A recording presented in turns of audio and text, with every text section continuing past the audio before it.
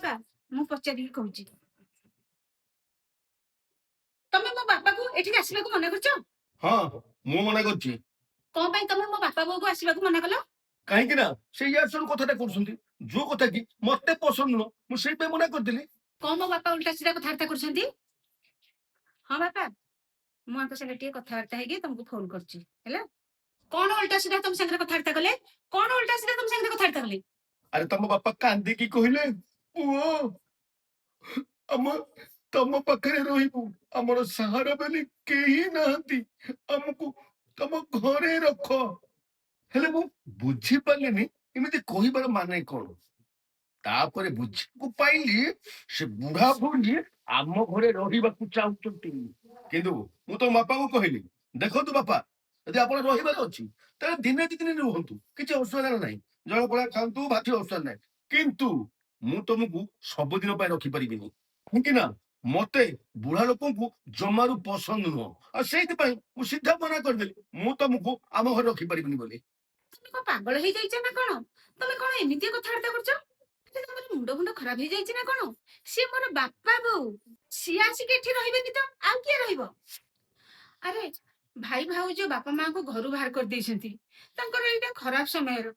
ଆଉ ଏଇ ସମୟରେ ମୁଁ ତାଙ୍କୁ ସାହାଯ୍ୟ କରିବିନି ଆଉ ତାଙ୍କୁ କିଏ ସାହାଯ୍ୟ କରିବ କହିଲ? ତାହେଲେ ମୁଁ କଣ କରିବି? ମୁଁ କଣ କରିବି ମତେ କହିଲ? ଜାଣିଛ ମତେ ବୁଢା ବୁଢୀ କି ଜମା ପସନ୍ଦ ନୁହଁ, ତା ଛଡା ତମ ବାପା ବୋଉଙ୍କୁ ମତେ ଜମାରୁ ପସନ୍ଦ ନୁହଁ। ଆରେ ସେ ବୁଢା ବୁଢୀ, ତାଙ୍କୁ ପୋଷିବା କଥା ତାଙ୍କ ପୁଅ ବୋହୁ, ତାଙ୍କ ପୁଅ ବୋହୁ ଅଛନ୍ତି, ସେମାନଙ୍କୁ ଏଇ ବୁଢା ବୟସ ସେମାନେ ପୋଷିବେନି ତ ମୁଁ କାହିଁ ପୋଷିବି? ତମେ କଣ ପାଇଁ ଆଣିକି ଆମ ଘରେ ରଖିବ? ମୁଁ ତାଙ୍କ ଖର୍ଚ୍ଚ କାହିଁକି ତୁଲେବି? କଣ ପାଇଁ ତୁଲେବି? ମୁଁ ତାକୁ ଜମା ଆମ ଘରେ ରଖିପାରିବିନି। ଆରେ ତମେ ପରା କହୁଥିଲ ଏ ଘରେ କୌଣସି ବୁଢା ବୁଢୀ ରହିବେନି ବୋଲି, ଏବେ କେମିତି କହୁଛ ତମ ବାପା ବୋଉ ଆସିକି ରହିବେ ବୋଲି? ଓ ତମ ବାପା ବୋଉଙ୍କ କଥା ପଡିଗଲା ତ, ସେଇଥିପାଇଁ ଏଇନା ମନ ବଦଳରେ ସାଙ୍ଗେ ସାଙ୍ଗେ କହୁଛ କଣ ନା ଏଇ ଘରେ ବୁଢା ବୁଢୀ ଆସିକି ରହିବେ ନା? ଜାଣିଛ ମୋ ଭାଉଜ ବହୁତ ଖରାପ, ସେ ମୋ ବାପା ବୋଉଙ୍କୁ ଘରୁ ବାହାର କରିଦେଇଛନ୍ତି। ସେ ଏବେ କୋଉଠି ରହିବେ କହିଲ? ଆରେ ମୋ ବାପା ବୋଉ ମତେ ଫୋନ କରିଥିଲେ, ମୁଁ ତାଙ୍କୁ କହିଲି ଯେ ଏଠିକି ଆସ ହରି, କିଛି ଅସୁବିଧା ନାହିଁ। ଏବେ କଣ କରିବୁ କହିଲ? ତମେ କେମିତିଆ କଥାବାର୍ତ୍ତା କରୁଛ? ମୋ ବାପା ବୋଉ କଣ ଆଉ ବୃଦ୍ଧା ଆଶ୍ରମରେ ରହିବେ? ମୁଁ ତାଙ୍କୁ ଏଇଠିକି ଡାକିଛି, ତମେ ଇଆଡୁ ମନା କରି ଚାଲିଛ।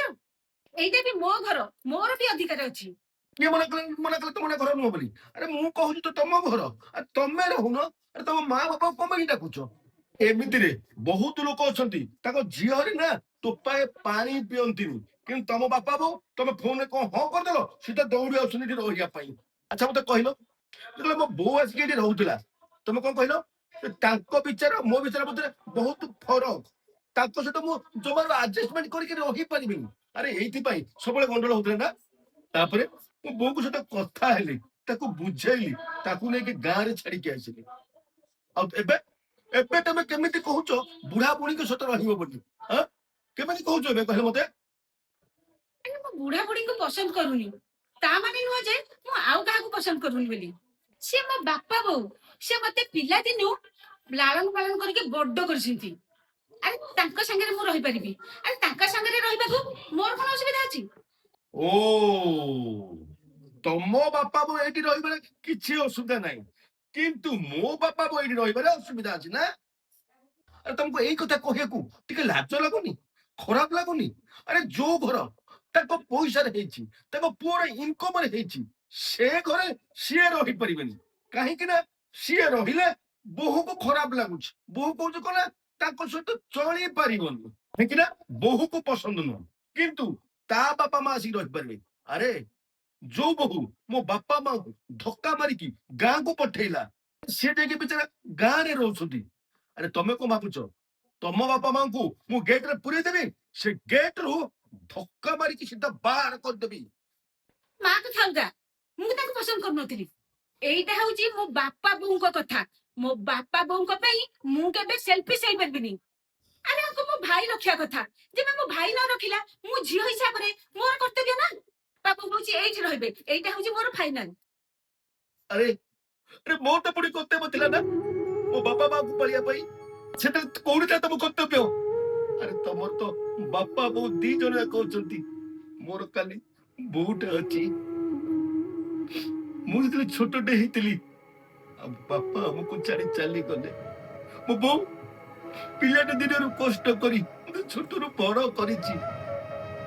ଆରେ ସେ ମତେ ଆଜି ଏତେ ବଡ ମଣିଷ କରିଛି, ଯାହା ପାଇଁ କି ମୁଁ ଆଜି ଏତେ ବଡ ଘର ତିଆରି କରିଛି, ଏତେ ପଇସା ଇନକମ କରିପାରୁଛି। ହେଲେ ତମେ ତମେ କଣ କଲ? ଆରେ ଯୋଉ ସମୟରେ ମୋ ବୋଉକୁ ଆଣିକି ପାଖରେ ରଖି ତାକୁ ସେବା କରିବା କଥା, ତାକୁ ସେଇ ସମୟ ତାକୁ ଆଣି ଗାଁରେ ଛାଡିଲି। ଏଇ ପଇସା ସେ ନିଜେ ହାତରେ ରୋଷେଇ କରି ଖାଉଛି। ଆରେ ଜାଣିଛ, ଆରେ ଜାଣିଛ ଗାଁ ଲୋକମାନେ କଣ କହୁଛନ୍ତି? କହୁଛନ୍ତି ତା ପୁଅ ଆଜି ପଇସା ବାଲା ହେଇଗଲା। ଆଜି ପଇସାର ପୁଅ ତା ପାଖରେ ଏତେ ହେଇଯାଇଛି, ତା ମା ଟା ଆଜି ଏତେ ଗାଁରେ ଏତେ କଷ୍ଟ ପାଉଛି, ତାକୁ ଆଜି ଦେଖାଯାଉ। ଗାଁ ଲୋକ ଏ କଥା ବି କହୁଛନ୍ତି, ଆଜି ପୁଅ ପାଖରେ ଏତେ ପଇସା ହେଇଗଲା ଯେ ତା ମାକୁ ଦିମୁଠା ଖାଇବାକୁ ଦେଇପାରୁନି। କିନ୍ତୁ ତମେ, ଏଇ ସବୁ ହେଇଛି ତମ ପାଇଁ। କିନ୍ତୁ ତମେ ଆଜି କହୁଛ କଣ ନା, ମୋ ବାପା ବୋଉର ମୁଁ ଆଜି କର୍ତ୍ତବ୍ୟ ପାଳନ କରିବି। ତମେ ଯେତେବେଳେ ମୋ ମାର କର୍ତ୍ତବ୍ୟ ପାଳନ କରିବାକୁ ମତେ ଦେଲନି, ହେଲେ ମୁଁ ତମକୁ କେମିତି ତମ ବାପା ବୋଉଙ୍କର କର୍ତ୍ତବ୍ୟ ପାଳନ କରିବାକୁ ଦେବି? ହଁ, ମୁଁ ବି ତମ ମା ବାପାଙ୍କୁ ଏ ଘରକୁ ଆସିବାକୁ ଦେବିନି। ଶୁଣ, ତାକୁ ଫୋନ କରିକି ସିଧା ମନା କରିଦିଅ। ହଁ, ମୁଁ ଯଦି ତାଙ୍କୁ ଅପମାନ ଦେଇ ଘରୁ ତଡ଼ିବି, ସେଇଟା ଜମା ଭଲ ହବନି କହୁଛି। ଆଚ୍ଛା, ଏମିତିଆ କଥା ନା? ମୋ ପରିବାର ପାଇଁ ତମ ହୃଦୟରେ ଯଦି ଜାଗା ନାହିଁ, ମୁଁ ଏଠି ରହିବି ନାହିଁ। ମୁଁ ତମକୁ ଡିଭୋର୍ସ ଦେବି। କଣ କହିଲ? ଡିଭୋର୍ସ ଦେଇଦବ? ତାହେଲେ ଠିକ ଅଛି, ତାହେଲେ ଦେଇଦିଅ। ଆରେ ମନେ ଅଛି, ଆରେ ଆର ବର୍ଷ ଯେତେବେଳେ ମୋ ବୋଉ ଆସିଥିଲା, ତମେ ଏଇ ଧମକ ଦେଇକି ମୋ ବୋଉକୁ ମୋ ଘରୁ ତଡ଼ି ଦେଇଥିଲ। ଏ, ମୋ ବୋଉ ଚାହୁଁନଥିଲା କି ମୋ ପାଇଁ ମୋ ପୁଅର ପରିବାରଟା ଭାଙ୍ଗି ଯାଉ ବୋଲି। ଡର ଭୟରେ ମୁଁ ବହୁତ କିଛି ବର୍ବାଦ କରିଦେଇଛି। କିନ୍ତୁ ଏବେ ଆଉ ନୁହଁ। ତୁ ତମ ବାପା ବୋଉ ଏ ଘରକୁ ଆସିଲେ, ସତ କହୁଛି, ଜମାରୁ ଭଲ ହବନି କହୁଛି। ଏ, ତମର ଡିଭୋର୍ସ ଦବାର ଅଛି ଦିଅ, ଏ ଘରୁ ଯିବାର ଅଛି ଯଦି ଯାଅ, ମତେ କିଛି ଫରକ ପଡିବନି। କାହିଁକି ନା ତମେ ଗଲା ପରେ ମୋ ବୋଉକୁ ଆଣିକି ମୋ ପାଖରେ ରଖିବି। ତମେ ମତେ ବୁଝିବାକୁ ଚେଷ୍ଟା କର। ମୋ ବାପା ବୋଉ କେମିତି ବୃଦ୍ଧାଶ୍ରମରେ ରହିବେ କହିଲ? ସେ ଆଜି ପର୍ଯ୍ୟନ୍ତ ରହିନାହାନ୍ତି। ଯେମିତି ମୋ ବୋଉ ଯାଇ ଗାଁରେ ରହିଛି। ଆରେ ଗୀତା, ଯେମିତିଆ କର୍ମ କରିବ ସେମିତିଆ ଫଳ ହିଁ ପାଇବ।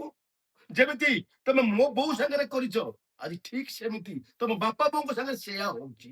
ଏଇଟା ହଉଛି ତମରି କର୍ମର ଫଳ। ଆରେ ଏବେ ନୁହଁ, ସାରା ଜୀବନ ତମ ବାପା ବୋଉ ଏମିତି କଷ୍ଟ ସହିବେ। ସେତେବେଳେ ତମକୁ କଷ୍ଟ ଜଣା ପଡିବ। ବାପା ବୋଉଙ୍କୁ ଘରୁ ବାହାର କରିଦେଲେ କେତେ କଷ୍ଟ ଲାଗେ।